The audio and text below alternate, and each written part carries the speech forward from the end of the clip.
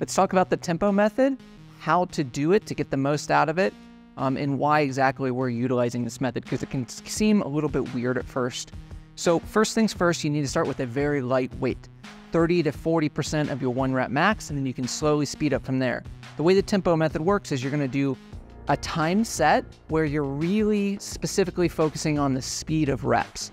So you're gonna do a 3-second lowering phase and a 3-second up phase. So, on a squat, it would be 3 seconds down, 3 seconds up with 0 pause at the top or bottom at any point. Typically, they're 40 to 60 seconds in length. And so that means, you're gonna be somewhere in that like 7 to 10 rep range of total reps, but with 0 rest. You're keeping tension on the muscle the entire time. This is why you need to use a low percentage of your 1 rep max. If you go too heavy, you'll inevitably end up resting at the top or the bottom, where you won't be able to complete the set because you'll just hit failure. And we want to use that lower weight for a couple reasons. One is that it's going to target slow twitch muscle fibers.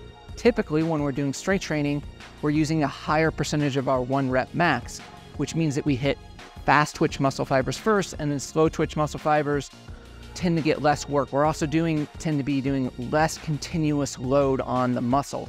So this method is typically used at the beginning of building capacity, or the total amount of work you can do and recover from. And from a physiological perspective, it does a couple of things. We hit those slow twitch muscle fibers, and then we completely desaturate all the oxygen in those fibers.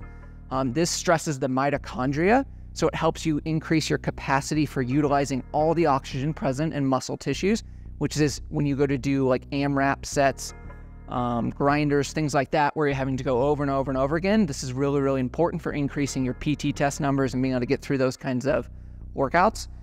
It also has a little bit of a hypertrophy effect in those slow twitch muscle fibers, which can be helpful for increasing the size and the amount of mitochondria present.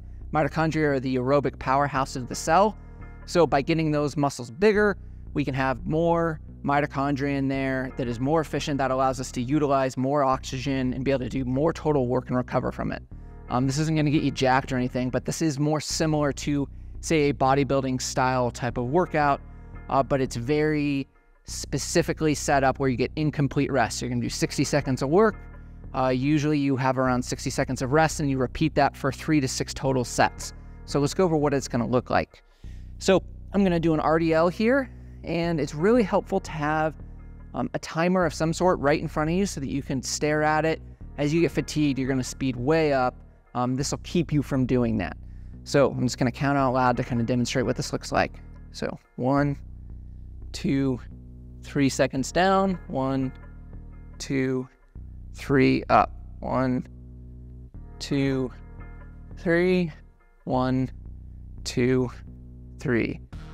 And you notice as I keep going here, there's no pause at the bottom or the top. I'm doing a push-up, same idea. 1, 2, 3, 1, 2, 3. And I'm not pausing at the bottom or the top to rest. This is why with body weight work, like an inverted row, a push-up, you should just start with body weight. It might feel not super hard on your first set, but set 2, set 3, set 4, it's gonna get really difficult. If you're doing a loaded exercise for the lower body, like a goblet squat, RDL, lunge variation, something like that, same idea here. Start conservatively and then bump up if you're feeling okay after a couple of sets.